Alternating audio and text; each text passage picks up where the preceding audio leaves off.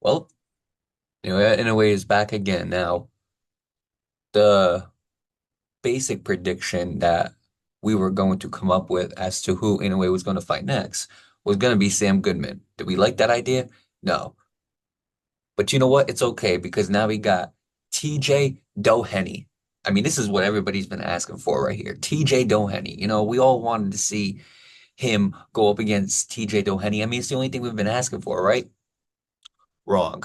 Clearly, obviously, Top Rank is still making the same exact mistakes over and over and over again. And that's who I blame. Top Rank. Now, the reason why I mentioned TJ Doheny is because Naoya Inoue versus TJ Doheny will be set for September, and it will be for the undisputed Super Bantamweight Championships. Now, I did a little bit of research on TJ Doheny, 26-4, 20 knockouts. He's never been knocked out before. He took a loss to Sam Goodman, by the way, and Michael Conlan. Those are the notable names that he's lost to. He hasn't beaten anybody that crazy yet. However, when I looked up his ranking, besides, I believe, the WBO, he wasn't even ranked in the top five as far as the rankings for Super Bantamweight. Now, before I continue, I do want to say that the source for this article is Mike Coppinger of ESPN. But you know what, Breezy? Before I continue on with how I feel about this, I'm gonna pass it on to you. How do you feel about Naoya Inoue instead fighting TJ Doheny in September? The typical top rank move. What fighters got to understand is if you're trying to start your career off hot, then you go to top rank.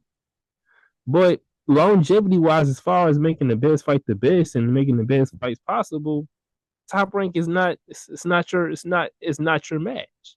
See, what people gotta learn from Terrence Bud Crawford is that Terrence Crawford, as great as talented as he is, he had that same thing too. He got all the publicity, he got all the shine, he got all the glory, but in the all, was he really getting what he wanted? No. And that's the exact same thing was going on with Naoya Inoue. He's a star. He's very talented. One of Japanese generational talents. But at the same time, though, when you go to top rank, you gotta understand top rank is good for promoting you when you fresh off the bench.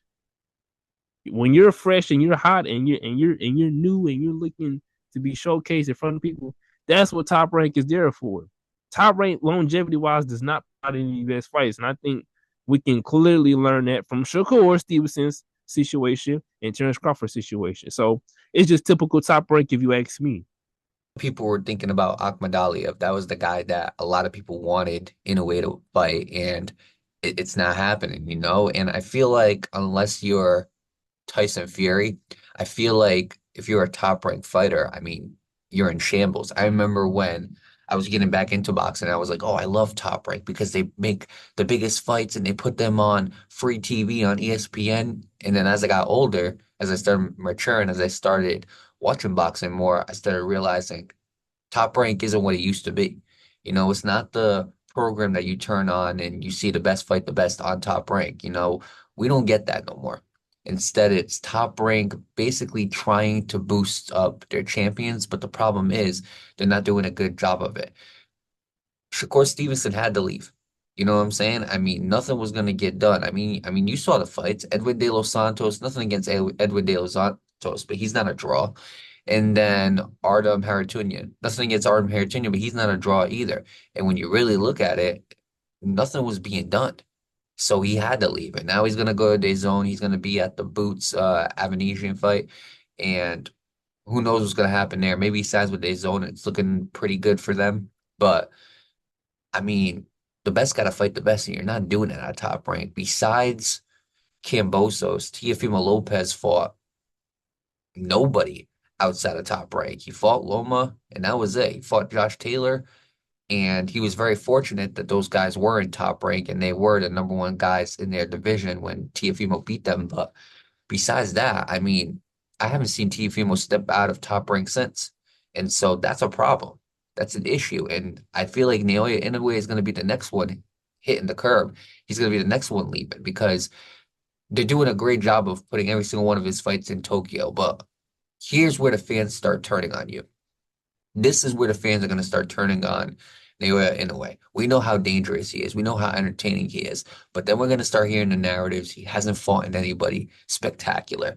Let's take a look at the pound for pound rankings real quick, okay? The top four guys, it's these four and nobody else. It's Inoue, Bud, Canelo, and Usyk. Those are the top four guys in boxing right now. And everybody else is just below them, and it's not even close. Terence Crawford for Errol Spence, and he defeated him. Alexander Usyk got his super fight against Tyson Fury. Even Canelo Alvarez has had big name fights against guys like Charlo, Golovkin back in the past, obviously. He fought Caleb Plant. He fought Billy Joe Saunders. Obviously we still want to see him versus David Benavidez, but it seems like Canelo's gotten his big fight. And if we're going to be honest, I think, don't get me wrong, when you look at it, Inoue has beaten world champion after world champion, so he hasn't beaten scrubs. But can we honestly say he's gotten that big fight? I mean, the biggest fight that he's had was Stephen Fulton, and now looking at that's not really a big fight. I honestly think Inoue outgrew the super bantamweight division unless he fights Akhmadaliev, and I honestly think that it's time for him to move up. And it's time for him to make something happen at featherweight. But we're not going to be able to see that if he continues to stick with top rank. I mean, they don't got many good featherweights, and on top of that, there's only so many times that Inoue can fight in Japan before the fans get bored of it. That's just the truth. Now, Inoue is that type of fighter that you can't get bored of him because he is that special, he is that great, and he is that entertaining. I would like to think that he is probably one of the most entertaining fighters in boxing right now. It's him and Tank, in my opinion. Those are probably the two most entertaining boxers in boxing itself. So you're never going to get bored of him. But the problem is the fans are soon going to look at him and be like, when's he going to fight a top guy? When is he going to have his big fight? When's he going to have his Alexander Usyk versus Tyson Fury? When's he gonna have his Terence Bud Crawford versus Errol Spence? When's he gonna have his Canelo Alvarez versus Charlo or Canelo Alvarez versus Golovkin, whatever you want to label Canelo's biggest fight as? When's he gonna have that? And the answer is not anytime soon if he continues to stay in this division and if he continues to let Top Rank run his life, you know? And it's very unfortunate, Breezy. But obviously, this fight is happening in September. TJ Doheny, I'm not going to say he's a scrub, but at the same time, this isn't going to elevate Inoue any higher. You know what I'm saying? I mean, this is going to be the same thing that we've basically seen. Inoue goes in there and he outclasses the guy and he dominates him because Inoue is just levels and levels above that super bantamweight division. And now looking at it, it's going to be really hard to giving away those big fights. Now, I want to pass it on you for a little bit. As far as this fight happening,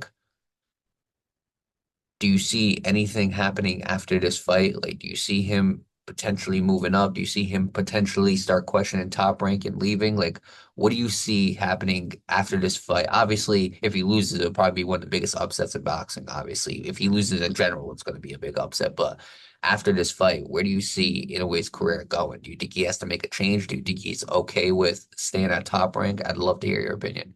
As of right now, he's probably okay with staying with top rank. If he does leave, he's gonna go to the zone. I see him fighting another guy within his division, and I do believe maybe after two, three guys, he might look to move up. We might see some news of him moving up, but as of right now, he's gonna be with top rank for a little bit. He's gonna fight another guy who's, not really on his level or his caliber, and who we might feel is not worthy enough. I don't think Inoue is going to question it. Obviously, he's a big sell in Tokyo, but the American fans would love to see him, come back and fight on American soil. When he was fighting in the U.S., I mean, it was definitely a must see. And when he came back to the U.S. to watch the fights that was happening in Top Rank. I believe Bruce Carrington was on one of the cards. It seemed like he got a very warm welcome. The U.S. loves him, and I'm telling you this, he could be a big draw in the U.S. And it's just unfortunate that Top Rank wants to continuously put it in Tokyo. And you know what? Maybe some of that is in a way. Maybe some of it is in a way being the A side and being the king of that division and being one of the top kings in the pound for pound rankings, saying, "Hey, this is the place I want to fight. I want to fight in Tokyo, and there's no room for leverage or exceptions." So maybe it is him, but I was just thinking he goes up to featherweight. You got Ray Vargas, you got Bruce Carrington, you got Robeisy Ramirez. I mean, there's a lot of guys who could challenge Inoue in that featherweight division. And that's why I want to see him go up there and fight in that featherweight division because he could legit do some great things in that division. You know, that's a division I think is very capable of him capturing undisputed again. And I'd love to just see him jump a division. But the problem is, make no mistake about it, that in order for him to continue to chase greatness, eventually he's going to have to leave Top Rank, whether that's go to DAZN, whether that's go to Premier Boxing Champions, you know, even Boxer, whatever the case might be. I don't think he's ever going to go to Boxer. But he's going to have to, or whether or not he's just a free agent, he's going to hop around, like kind of like Devin Haney does. But overall, man, he's got to leave. I feel like eventually, sooner or later, either that or Top Rank has to do what DAZN has been doing. Look, we have trashed DAZN a lot on this podcast, on this YouTube channel. We're not going to shy away from it. There's still things that DAZN does that upsets us. I'm not even going to lie. However, the one thing that they have done very well, especially Eddie Hearn, is say, you know what? We need to make the big fights happen. So whether that's go meet with Turkey or meet up with Frank Warren, whatever the case might be, go let's start going outside of our company and start making the bigger fights. Now, Bob Arum has kind of stepped out a little bit. You know, he did have that Josh Taylor versus Jack Catterall fight, and that was him stepping outside of Top Rank. And I bet after that fight, he felt like Josh Taylor got robbed. So he went on that whole speech and everything like that. So after that fight, he's probably wary, but that's the risk you got to take as a promoter in order to build up your guys and make them great. Your fighters are going to fight. They're going to go in there and they're going to fight. So it's up to them to get the win. But you got to be risky enough as a promoter to be like, you know what? We're leaving top. We're going to hop outside of Top Rank. We're going to go to another promotion and we're going to build our fighters as big as they possibly can. Because if you don't do that, then they're just going to stay at Shakur Stevenson's level where they're fighting C-class fighters. They're just going to stay at Teofimo's level where they're fighting C-class fighters. You don't want that because those guys are bigger than what they're fighting right now. So I really do hope that either Top Rank changes the way they handle things or Naoya Inoue does what's best for him and I think jump ship. But I mean, obviously he's got his fight in September. We'll see how that goes. Obviously, we're expecting him to cruise by and get a typical Naoya Inoue victory like he always does, but we'll see what happens, man. You know what I'm saying? And overall, I mean, he's still the king of the super bantamweights. He's still that guy, you know, whoever is gonna want to fight him is gonna have to jump to Top Rank. So I rely on a lot of these promotions to bring their fighters over to Top Rank to have those fights as well. I want to see the big fight happen, but the big fights aren't going to happen if we're just going to keep holding these guys back and keeping them in their own promotion. That's not the way to do things. So overall, in September, we're definitely gonna give our predictions for that fight. We're definitely gonna give the post-fight breakdown and everything like that. But until then, look, as the monster is preparing for his undisputed championship defense, we are going to be preparing for our next episode. So make sure y'all continue to stay in touch with the Puncher's Point. Make sure you guys continue to tune in and to watch every single episode we got. You know, we trying to pop out content. I know we've been a little inconsistent in this week, but bear with us, you know, because it's definitely going to start heating up. So with that being said, heating up just like a microwave. And we're going to tell you guys this one more time. Make sure y'all stay on point with the Puncher's Point.